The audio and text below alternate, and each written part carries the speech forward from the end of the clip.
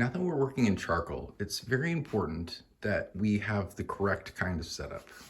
You will need to make sure that you either put blankets, heavy blankets over the windows, or work in a room that's plenty dark and doesn't have a lot of ambient sunlight coming through.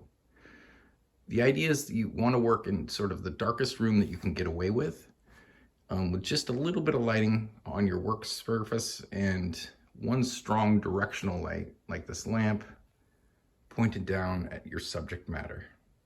For this assignment, you'll need to, go and pick up a couple of white eggs. So hopefully you can just eat them later, but for now, we're gonna use them for this first value assignment. And it's important that you figure out this setup because we're gonna be doing several value assignments, and if you can't set up the lighting right, if you don't put the effort into making it a good setup, it's gonna be a lot harder for you to do. Notice how well you can see the highlights, the light source, the shadow, the cast shadow, the reflected light. All those things are really, really clear. And that's what you want to be able to make a good value drawing, really have good control. You should be working on something like a white sheet or white sheet of paper or just a white sheet, something that you can see those cast shadows as they're supposed to be. Okay. For materials, I have some fine charcoal here. This stuff is very impermanent. It goes down, doesn't get too dark, but it also wipes away quite easily, even with your fingers. So that's a nice tool to use. Compressed charcoal, those really solid square bricks that you have, they make a very dark mark. They can get your values very, very dark. However, they're a little more permanent, so use them sparingly at first until you're ready to put them down. Regular old wooden charcoal pencils, just the black ones. We don't want to use white this time. Mars plastic eraser. This thing is great at chiseling away at the charcoals. You can cut back in, so if you put too much on, you can cut back into it and take it away just as easily. It's very sculptural in that sense. You can put stuff down, you can take it away. It's very easy to work and malleable, but you have to have the right kind of eraser. The other eraser that works well, is the kneadable eraser, which I don't have out in front of me. But if you have that, that's another good eraser for taking off little bits of pigment and also kind of blending as you erase. So it's kind of somewhere in between the heavy tool. It's more of a medium tool. A chamois is nice. Now I know this wasn't on your guys' list. However, if you want to go pick up some, that'd be cool. Or maybe, who knows, maybe your parents have some out in their garage. Maybe you can borrow some. But if you can get one, that's great. But if you can't, it's not the end of the world. You can do this assignment without, sometimes just a paper towel, kind of wad it up. Works as a good sort of smudging tool. You can wipe stuff away and pull charcoals around like that. You can blend your charcoals if you need to. So students, for this drawing, this value drawing, and actually for a lot of drawings, the approach to this, first of all, work as big as you can and try to sit as close to the subject as you possibly can as well. Like the closer you sit, the more you're going to be able to see. So get as close as you can comfortably sit and probably start out with your fine charcoal. With these drawings, you don't want to end up with contour lines. However, in the beginning, just to kind of place your stuff, you might want to maybe just use a very light line with your fine charcoal. Figure out the shapes. I'm just drawing one egg. You'll be drawing two, but I want you to fill the page as equally as much, or if not more.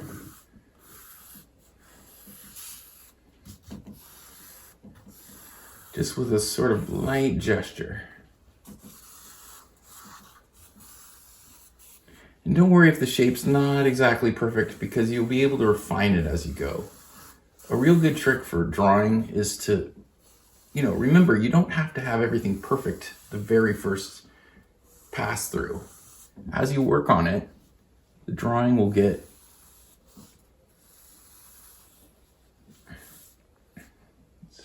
sliding technique.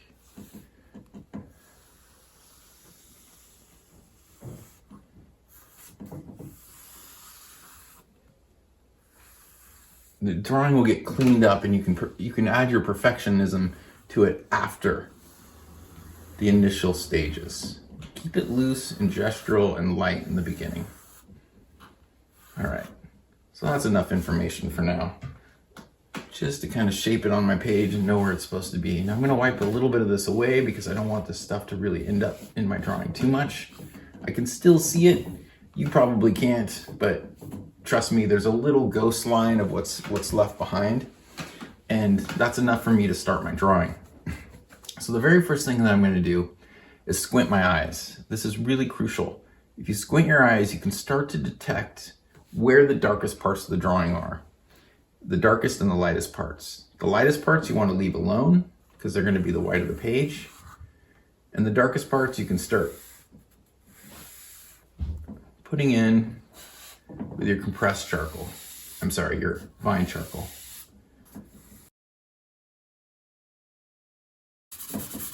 Another trick to this drawing is I think it's smart to start getting stuff on your page right off the bat. If you're afraid to lay stuff down, it's going to take too long to work. Go ahead and just start getting that charcoal pigment right on the page.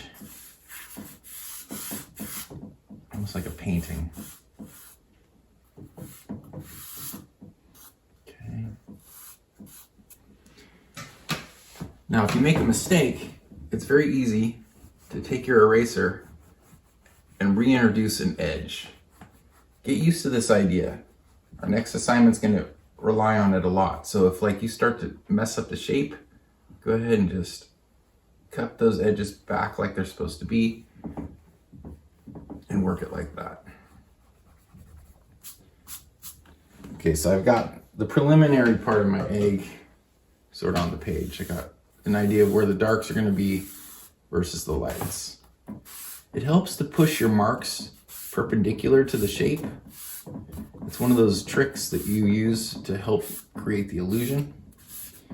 So in other words, if you have sort of a rounded shape like this, you don't want to keep making your marks go in the same direction. It draws attention to the fact that it's on a flat piece of paper, and instead go perpendicular to those two-dimensional shapes with your mark making, and that'll help pop it out from the page. Okay, so I'm gonna go ahead and grab some compressed charcoal now and start putting a little bit more dark in.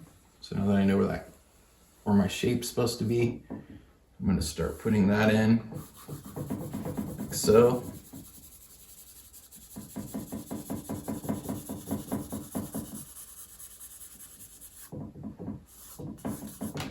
I know there's a really core of shadow down here. And it's kind of darker right about here.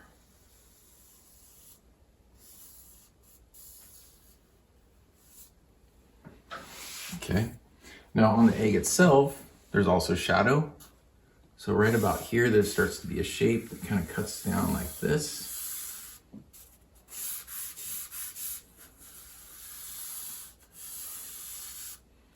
And this part's in darkness, so I'm gonna go ahead and put the shadow on that part of the egg right there.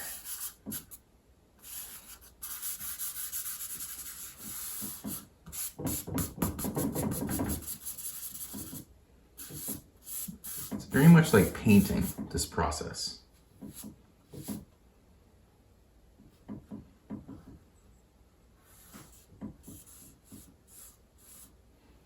Okay, so you can see the egg's starting to take shape, starting to come out. And I might want to clean up some of my edges. That doesn't hurt.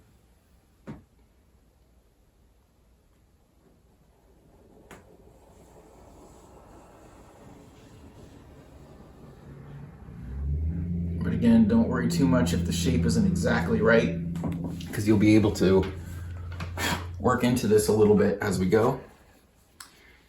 I can fill this other stuff in later.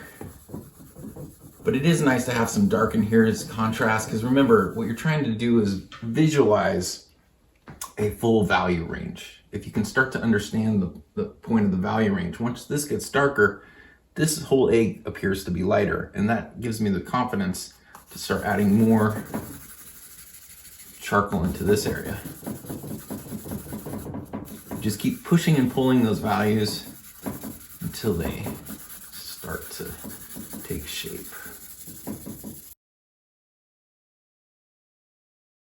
Now, if you have something like a chamois, this is a great time to kind of use it. You can use it to sort of soften your edges, pull some of those values around.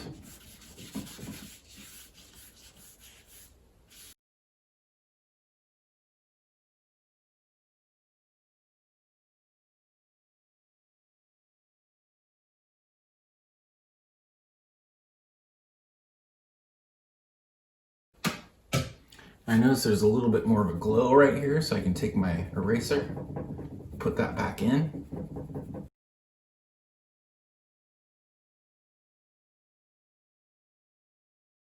Now, if I want this egg to look brighter than it already is, I just continue to push this darker. If I push this darker back here, what happens is that phenomenon of relative value, it just pops this egg forward. It just makes it more bright.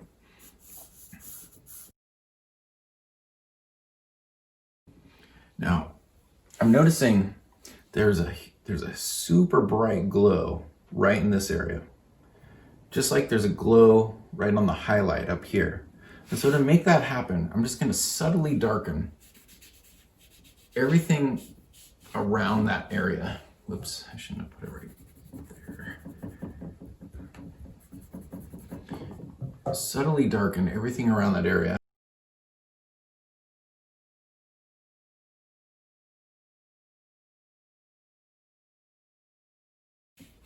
You notice how I've just subtly darkened this background area right here, and all of a sudden this edge of the egg starts coming out even more.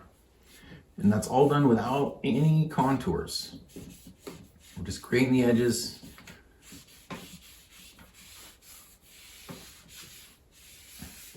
By darkening. Now what I'm going to try to do is I'm going to darken some in here, but leave enough of a space right here. Race back into it just to be sure that I get a nice highlight, because there's a highlight that's happening right there. That should be the brightest thing in your page. So try not to put any pigment into that area right there.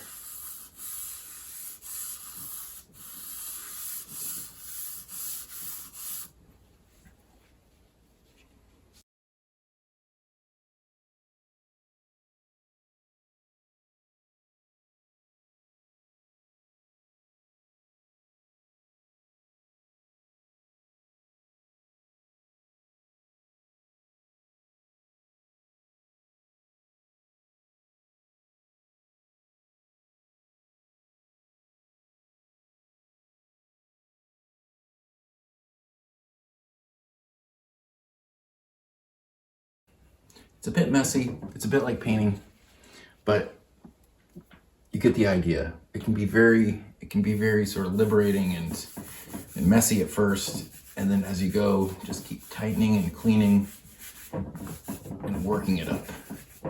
You'll have a nice value drawing in no time.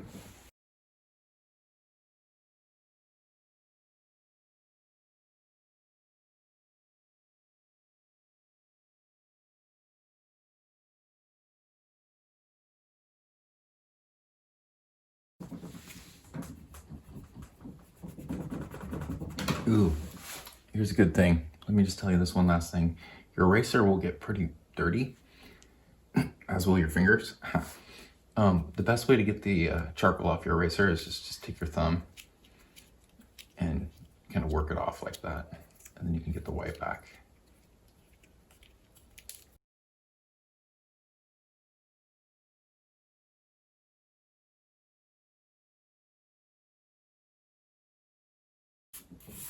All right, so your assignment, do 2 of these eggs, make them really fill the page, and spend, like I've only spent, maybe 20 minutes on this. You want to spend another 40 minutes or more just working it, trying to match the values the best you can, And you'd be surprised how far you can get just from a very sketchy and sort of messy beginning to just keep pushing and pulling these values until you get everything just how it's supposed to be. You'll learn a lot from this, and this is a very important thing for making your drawings much more substantial. We're going to be working on value for quite a bit for the rest of the semester, and actually this is the last very basic art technique that we're going to learn. All our drawings from now on are just going to take the things that we've already learned and push them further. So very important to know, and make sure you work on this good amount.